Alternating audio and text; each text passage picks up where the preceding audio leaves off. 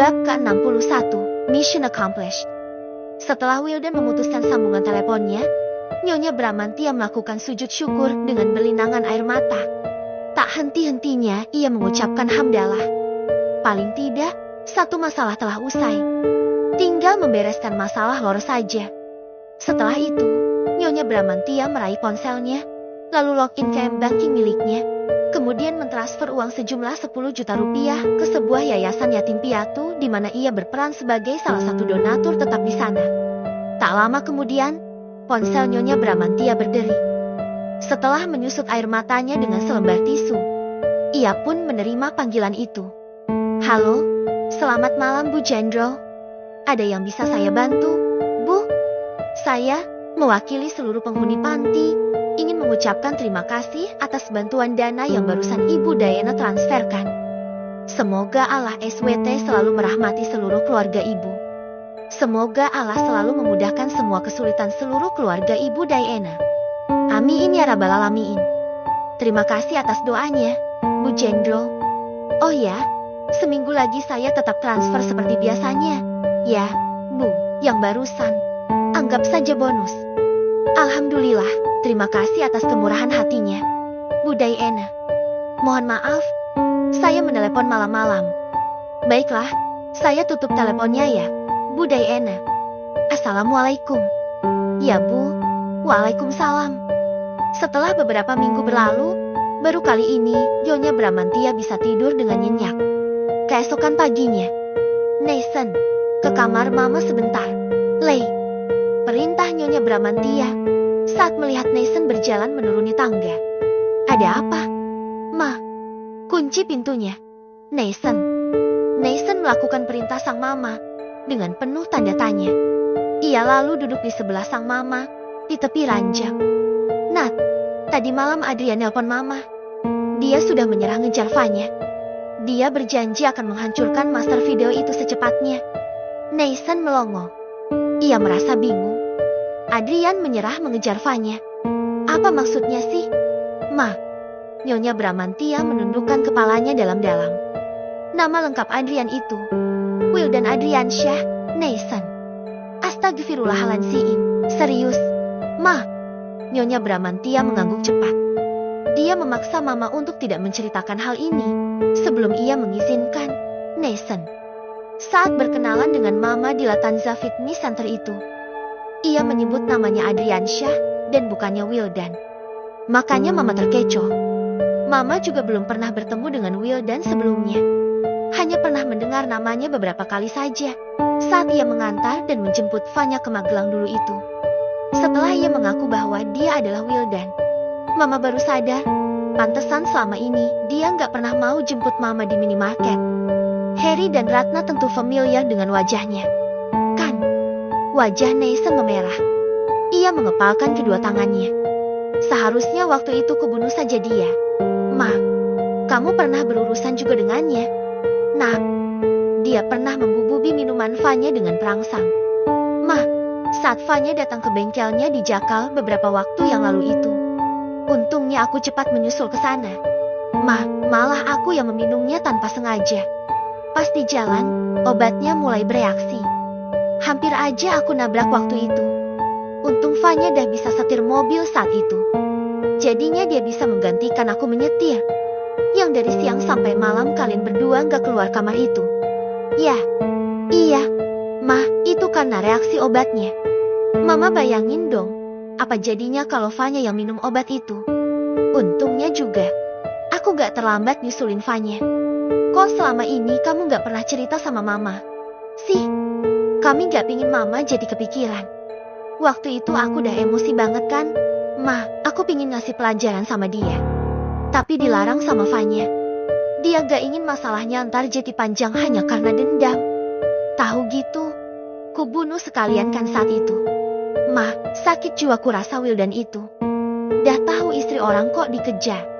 Dan bodohnya, Mama terperangkap dalam jebakan yang sudah dipersiapkannya dengan matang bersama Laura. Wildan memanfaatkan kelemahan Mama yang sudah sekian lama menjanda ini. Mama memang sangat bodoh dan naif, Nathan. Maafkan Mama. Ya, Nak. Mama bikin kacau semuanya. Sudahlah, Ma, lupakan semuanya. Jadikan sebagai pelajaran yang sangat berharga saja. Ya, paling tidak, satu masalah telah usai. Alhamdulillah. Kemudian keduanya berpelukan dengan hangat. Setelah keluar dari kamar sang mama, Nathan menaiki tangga dengan langkah-langkah lebar. Tak sabar ia rasanya, ingin segera mengabarkan berita baik itu pada Vanya. Van, ada dua berita, baik dan buruk. Kamu pingin mendengar yang mana dulu? Yang baik dulu dong. Masak pagi-pagi sarapan berita buruk. Gak nafsu makan 3 piring aku entah. Oke, listen to me, Vanya. Si berdebah Adrian itu sudah menghancurkan master video itu. Van, dia gak akan mengganggu keluarga kita lagi. Alhamdulillah, itu si berdebahnya dapat hidayah, pencerahan atau gimana sih? Kok bisa mempercepat janjinya? Dia kan bilangnya akan menghancurkan video itu setelah 3 bulan kan ya? Kata mama, dia sudah menyerah ngejar kamu. Van, mungkin karena kamu pindah ke Bali. Hah? Maksudmu apa sih? Nak, pagi-pagi jangan bikin aku turun brok dong. Dia, Will dan Adriansyah. Van, serius, Nak? Serius kuadrat? Van, selama kamu di Magelang, dia pernah menemui kamu berapa kali sih? Sekali, Nak. Waktu dia minta maaf atas insiden penjebakan yang gagal itu. Terus yang kedua, dia datang saat aku sudah terbang ke Bali. Sebelum berangkat, aku iseng aja sih bilang sama mama, kalau Will dan Nyarin bilang aja aku udah pindah ke Bali ikut orang tua kandungku. Gitu.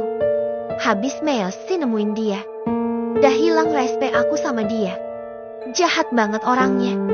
Pintar kamu, Van. Pantesan Will dan merasa desperate gitu. Dia pikir itu beneran loh. Dunia penuh orang sakit jiwa kayaknya ya. Van, tuh, di rumahmu masih ada satu orang sakit jiwa yang belum terciduk. Tapi tenang aja sih, Nak, papaku udah turun tangan. Tapi kamu diam-diam aja dulu ya, Nak. Pokoknya ntar kalau udah ada kabar baik dari papaku, aku segera telepon kamu. Alhamdulillah, duh, pingin jungkir balik aku rasanya. Van, aku pingin segera nyusul kamu ke Bali. Kangen banget, Van. Me too, Nathan. Sabar ya, bentar lagi kita bisa ketemu kok. Ting tong. Begitu mendengar bel rumah berbunyi, Rina langsung beranjak dari tempat duduknya. Siang itu, ia tengah menunggu sang anak bermain di ruang tengah. Klek. Begitu pintu terbuka, mulut Rina melongo seketika. Ia sampai mengucek-ucek matanya beberapa kali. Merasa tak percaya dengan apa yang dilihatnya saat itu. Hai, Rina. Apa kabar? Sang tamu, yang tak lain adalah mantan pacar Rina yang dulu menghamilinya tapi enggan bertanggung jawab itu, menyapa Rina dengan ramah. Mau apa kesini? Ketus Rina. Ia bahkan tak menyuruh Robi untuk masuk. Aku boleh masuk dulu gak? Rin, kan gak enak ngobrol di pintu. Terpaksa, Rina membuka lebar pintu rumahnya dan membiarkan Robi masuk. Rin, apakah, gadis kecil itu anak kita? Tanya Robi, begitu ia melihat Valerie yang tengah asyik bermain sendirian di lantai ruang tengah. Rina mengangguk perlahan. Sekuat tenaga, ia menahan air matanya agar tak tumpah di depan laki itu. Mau apa kamu kesini? Aku mau minta maaf padamu. Rin, maaf ya, aku sangat pengecut waktu itu. Aku bajingan. Seharusnya aku berani mempertanggungjawabkan perbuatanku. Sejak aku memutuskan untuk tidak menggugurkan kandunganku, kamu sudah kumaafkan. Sekarang, sana pulang. Robi terperangah. Kok gitu sih? Rin, memangnya mau apa lagi kamu di sini lama-lama? Robi tertunduk lama. Ia tengah mengumpulkan keberanian untuk bicara. Sementara Rina duduk menanti dengan gelisah. Rin, aku tahu ini sangat terlambat. Kedatanganku kemari karena aku ingin menikahimu. Rin, ucap Robi dengan terbata-bata. Awas saja kalau kamu berani menerima lamaran bajingan itu. Rina, sambar Will dan tiba-tiba dari ruang tengah. Entah sejak kapan lelaki itu keluar dari kamarnya dan menguping pembicaraan Robi dan Rina. Sejurus kemudian, Wildan mendekati Robi dengan cepat, lalu menghajar lelaki muda itu tanpa ampun. Rina menjerit ketakutan. Ia menangis histeris. Melihat sang mama menangis, Valerie kecil ikut menangis. Rina bergegas menghampiri gadis kecilnya itu, lalu menggendongnya. Minggu dini hari. Suasana kampung Soropadan begitu sepi. Semua penghuninya sudah terlelap ke dalam mimpi. Rumah kontrakan Laura dan Vivi juga tampak sepi. Hanya lampu teras yang menyala. Dari jarak beberapa meter, tampak 3 orang turun dengan cepat dari sebuah mobil warna hitam. Sang sopir tetap berada di dalam. Ketiga orang itu masing-masing membawa metal detektor. Dengan gerakan sigap dan terlatih, ketiga orang itu merangsek menuju rumah Laura. Hanya butuh waktu semenit saja bagi mereka untuk menjebol pintu dan masuk ke rumah itu. Ketiganya langsung menyebar dan bergerak dengan cepat. Mereka mencari flash disk pesanan sang majikan dengan teliti, hampir tanpa suara. Setelah usai menggeledah 2 kamar yang ada di rumah itu, dan hasilnya sang, mereka pindah ke dapur. Ruang tengah sudah di-screening oleh salah satu dari mereka, dan hasilnya juga sang. Begitu tiba di dapur, isi lemari dapur dikeluarkan dengan cepat.